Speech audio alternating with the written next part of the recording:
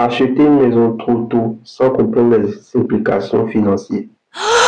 Bienvenue sur Jeune Adulte, la chaîne qui vous aide à penser adulte tout en restant jeune. Aujourd'hui, dans notre chronique journalier des pièges financiers à éviter, on va parler d'une erreur que beaucoup de jeunes commettent. Acheter une maison trop tôt sans bien comprendre les implications financières. Alors, restez bien jusqu'à la fin, car je vais vous expliquer pourquoi c'est risqué et comment éviter cette erreur. Et avant de commencer, n'oubliez pas de vous abonner à la chaîne et de laisser un like pour soutenir notre contenu. C'est parti.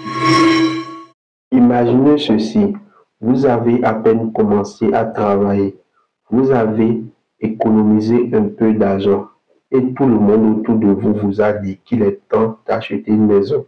C'est tentant? Non, mais attention. Beaucoup se lancent dans cet achat sans vraiment comprendre les coûts et les responsabilités qui viennent avec. Laissez-moi vous raconter une petite histoire. Claire, 25 ans, venait de décrocher son premier emploi stable.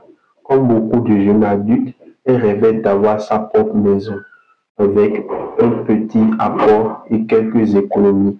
Elle a sauté sur l'occasion lorsque sa banque lui a proposé des prêts. Excitée, elle a signé. Ce qu'elle n'avait pas anticipé, c'était les frais cachés, les taxes foncières, les assurances, les réparations imprévues et même les intérêts à long terme. En quelques mois, Claire s'est retrouvée avec des factures qu'elle n'avait pas prévues et son budget qui était déjà serré a commencé à s'effondrer.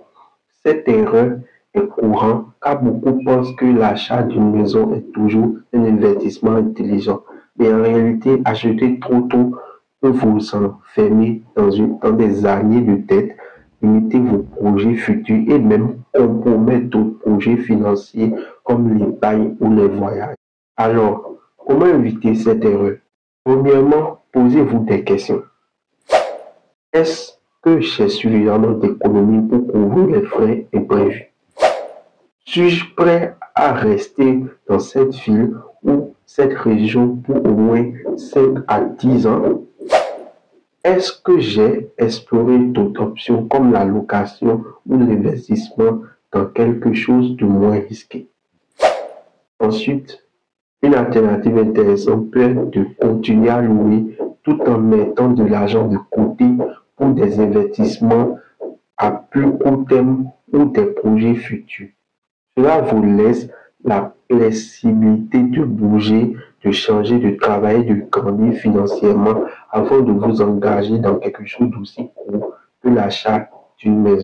Pour résumer, acheter une maison trop tôt sans comprendre toutes les implications peut être un piège financier énorme. Prenez le temps de réfléchir, de planifier et de bien évaluer toutes vos options avant de vous lancer. Dites-moi en commentaire si vous vous reconnaissez dans cette situation ou si vous avez des expériences à partager. Ça peut aider d'autres jeunes à éviter ce piège.